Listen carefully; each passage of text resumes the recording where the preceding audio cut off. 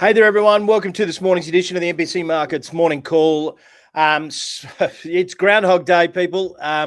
Stocks higher on US Iran hopes. I think that is probably the 150th time I've written that headline this year. And that's despite the fact that this thing's been only really going on since March. Look, this one's going to be a short one today. There's not really much point going through. You've all heard it before. You've all heard Trump's crap before. You've all heard, that it's all been solved. Oil's gone down into the 90s. Let's just take a bit of a Friday break from the bullshit, basically, and have a look at what's mattered and look ahead to next week. I think because.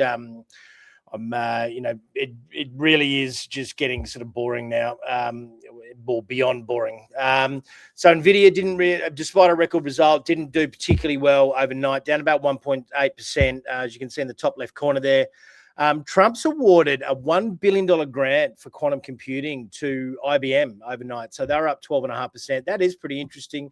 It's one of our outlying themes in our market outlook at the start of the year. IBM was one of the stocks on that list, but it really is early stage technology.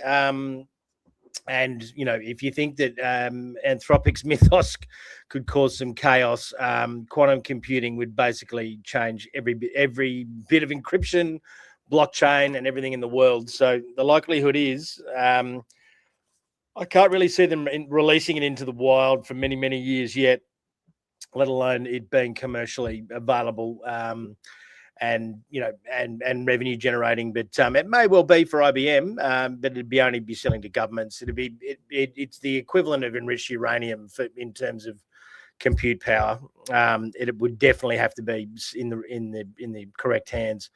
Walmart got smacked up actually, down about 7.3%. They absorbed 175 million in fuel costs alone by themselves, flagged higher retail prices in H2 if energy stays elevated. Just a quick reminder, oil's still at $100. So, we're literally to get back to normal, which would drag oil prices back down to $60 or $70, would take at least 3 months now. We've had this thing closed for so long. Basically, what we're seeing really is, this is going to start to filter through into the inflation numbers at the consumer end, which is going to filter through into rates, which is going to filter through into the growth market. So basically at this point, if you've got any common sense, you're just sitting on your hands and waiting until this thing gets absolutely whacked. Bond yields are through the roof. Buying here, I think, is, it's risky at best. Probably insanity at worst. So we've got some SpaceX IPO news as well. Projected valuation at $2 trillion after the XAI merger. Will be the largest IPO on record. It's supposedly in June sometime. We're going to do a little bit of a deep dive into that, into our weekly podcast, Bulls versus Bears. But it's likely to suck around between OpenAI, Anthropic and SpaceX. We're looking at anywhere in the vicinity of, with those massive valuations, about $250 billion being sucked out of the market. It's and pushed into these things over the course of the next couple of months. That money's got to come from somewhere, and it looks like it's coming from coming from the big names like Nvidia. There's a great quote from one of the analysts, which is a rare thing to say, that basically it even Usain Bolt can't run at 100 meter pace forever, and that's what the investors are really looking at Nvidia doing. And we did a little bit of a study in terms of whether they could maintain their growth at that 80% mark. And essentially, to do that, they would end up, for another 5 to 10 years, they'd end up being 110% of global GDP, which obviously is impossible. So, investors are starting to realize that at $5.5 trillion, it can't. There's only so much money in the world. There's only so much GDP productivity in the world.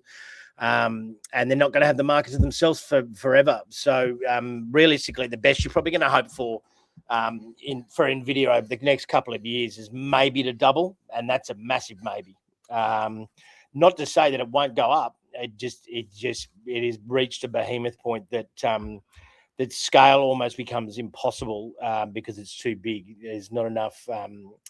There won't be enough consumers. There won't be enough. There won't be enough overall demand, and who they're selling to won't be able to sell enough product to justify the spend on their chips. So, but overall, we've seen oil off about 7% this week. What we've also seen over the course of the last 60 days, 60 to 90 days with this Iran thing is that, one comment from Trump or Iran can see that 7% recoup pretty quickly. So looking out to next week, bond yields did sort of settle down a little bit. But look, we've eked out a tiny gain basically over the course of this week. The technical's still pretty strong, but again, buying at overbought levels is probably not the smartest idea. Gold relatively flat, silver relatively flat for the week. Copper continues its rally, has been really solid actually. And the crude on a 5-day basis is only down that 3.2%.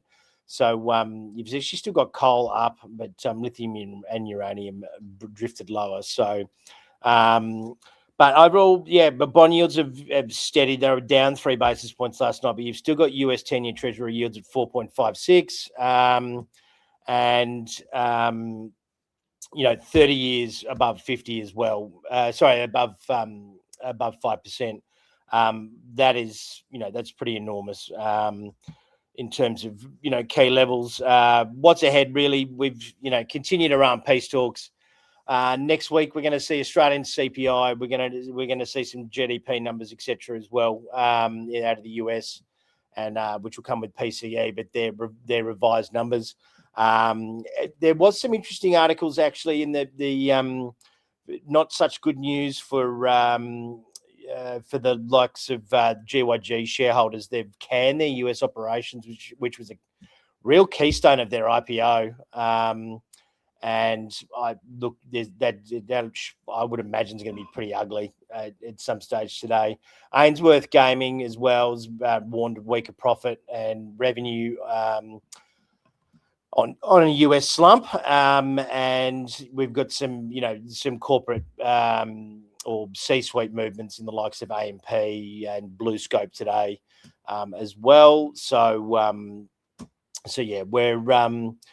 we're basically and look, we've got super retail actually. Rebel Sports has been is now facing an underpayment of their employees as a class action. So and Monadelphous has secured 120 million in new contracts. So 4 or 5 bad ones, one decent one.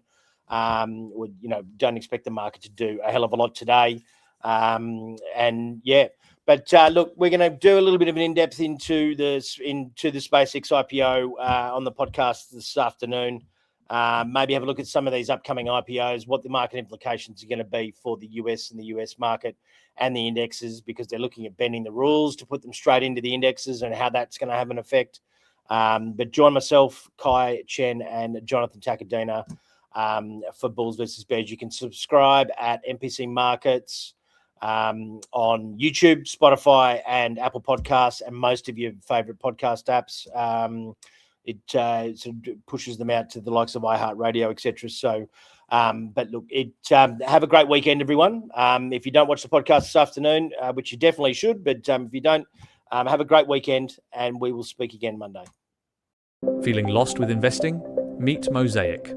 Mosaic is MPC Markets' platform that turns confusing markets into clear, actionable guidance for your portfolio. Discover Mosaic today. Portfolio and trade ideas in one place for clients and subscribers, powered by MPC Markets.